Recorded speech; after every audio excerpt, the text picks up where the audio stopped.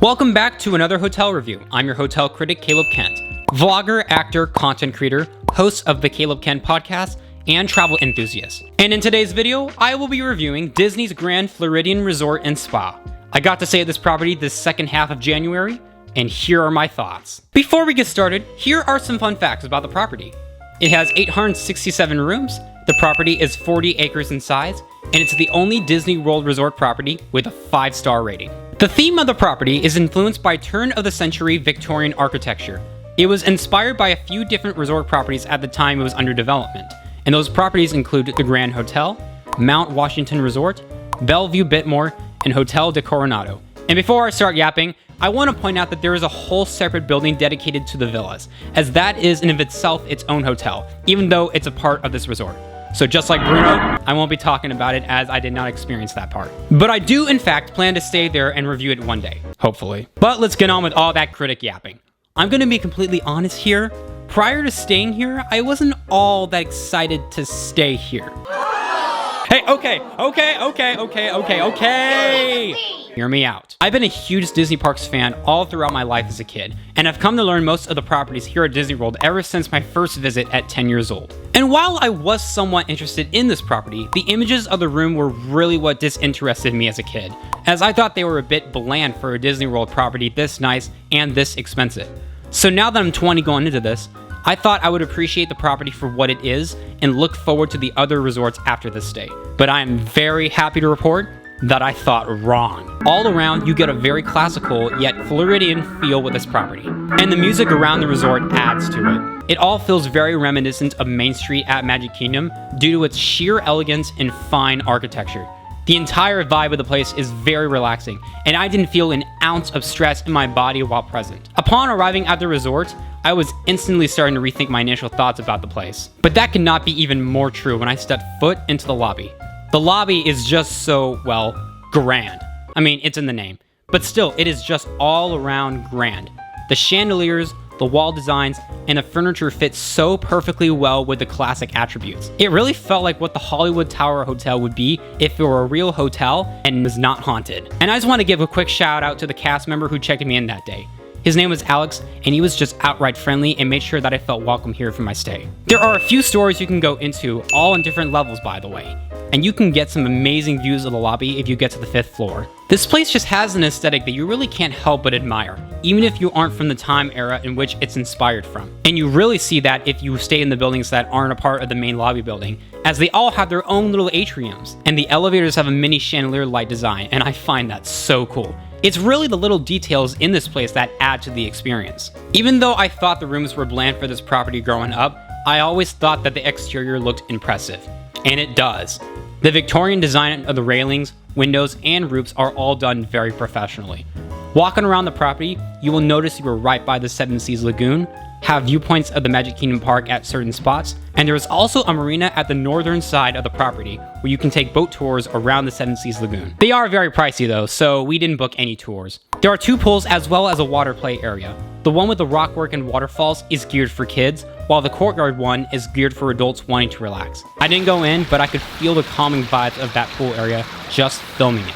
Also, the property may be split into different buildings like almost all the other Disney World resort properties, but it really isn't a lot of walking. Yes, if your room is at one of the ends of the property, you will have to do some walking, but it's nothing like Disney's Caribbean Beach Resort or Disney's Coronado Springs Resort. Overall, everything is kind of clumped together in a spacious type of way, if that makes any sense. This resort has several places to dine at. The resort's mobile order restaurant has a few items on the menu that differ from the rest, such as flatbread or grilled cheese with tomato soup. I ordered both and it tasted as expected. Not much, but still good as far as my taste buds are concerned. I was at Magic Kingdom during this, but my family got to hang out at Narcoossee's, which is right by the water, and the images make the place look neat. There's also a bar at the courtyard pool that looks like something the parents would look forward to. There's a few other places to dine at, and they all look like something you wouldn't dread dining at. The resort is situated in the Magic Kingdom area, and one of the most convenient things about this place is the use of the monorail to take you to the Magic Kingdom and the station transfer to Epcot. The resort monorail goes clockwise, so it takes you to the park first, then the Contemporary, then the parking lot, which is also where you transfer to the Epcot monorail, then the Polynesian, and then back to the resort. Long line for the resort monorail at the end of the night? Not to worry, there are resort launches you can take to get you back, and I've yet to see a line too long to fit everyone on it. And you can also take it to get you over to the park, but it makes a stop at the Polynesian first. Not to mention they have bus services to take you to Epcot, Disney's Hollywood Studios, Disney's Animal Kingdom, and Disney Springs. There's only one station at the property, but once again, it's not much walking. Now, was the room as bland as I thought it would be? Well, this is what the website currently shows for the type of room that we booked. And yes, I thought this looked bland to me growing up. But this is the room we were given. The resort is currently undergoing refurbishments at the time this video is uploaded, but the website shows these pictures for these types of rooms, and they match the ones we were given, even though we didn't reserve that type. So it's either they are only assigning reservations to the newly remodeled rooms, or we got upgraded. Not quite sure, but the refurbishments definitely have a part in this. Either way, by no means was the room bland in any way.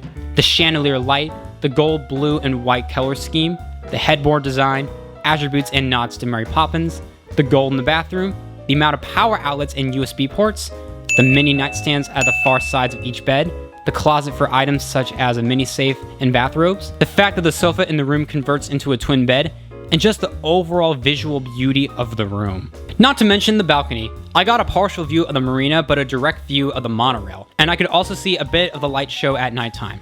Let me tell you, I now regret ever thinking this property was somewhat bland. I'm not particularly a fan of classic designs and fancy hotel rooms, as I often find it too much for me to like it.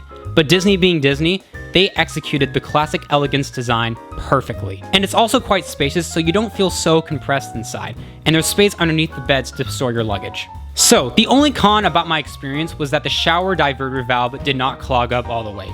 The shower heads worked fine, but it was very annoying listening to this while showering. That being said, I'm sure this was just one out of the hundreds of rooms here that have this issue. It wasn't something I expected at a property this nice, but I know that this shouldn't apply to everyone else the rest of the time. So for that reason, I'm going to graciously excuse this factor from affecting the final score at the end. If anything, the only other con really is that this place is expensive. But this is Disney World, so this isn't much of a shocker. But other than that, there's nothing bad that I found with this place. In conclusion, if you are looking for a Disney World resort property with convenience, luxury, and an overall good vibe, this is undoubtedly a great choice. If you want something more budget friendly, then I'd personally recommend staying somewhere else. Don't get me wrong, this place is spectacular, but spectacular is not free here. To anyone out there thinking this property isn't luxurious based on the pictures or videos, trust me when I say this, it is. It's one of those places where you need to be there physically to see the grand quality that this place has. Everything about this place just blew me away, and I actually think that in the moments where my thoughts were exceeding my expectations made my stay better. I know I kind of sound like a kid going to Disney for the first time and being amazed with the immersion of the resort, but that's what I felt. Friendly staff, relaxing atmosphere, convenience with transportation, and just overall a great place to be present in. Common Disney Experience W. And while I plan to stay at every Disney World resort property at some point in the future, I'm definitely coming back here at some point, especially since I need to review and experience the villas one day. So, after everything I've said, Disney's Grand Floridian Resort and Spa gets a final score of 95 out of 100. Thank you for watching this hotel review, and I will see you in the next video. Over and out, on to the outro. Hey, thank you so much for watching this video. If you want to go check out some other videos that I have made, you're just one click on the channel icon away from doing so. If you want to find me on social media, I'm on Instagram, TikTok, and Snapchat. They're listed right up. Be sure to like, subscribe, comment, and share if you wish to do so. And if you are or will be a returning viewer, I will see you in the next video. Have an amazing day.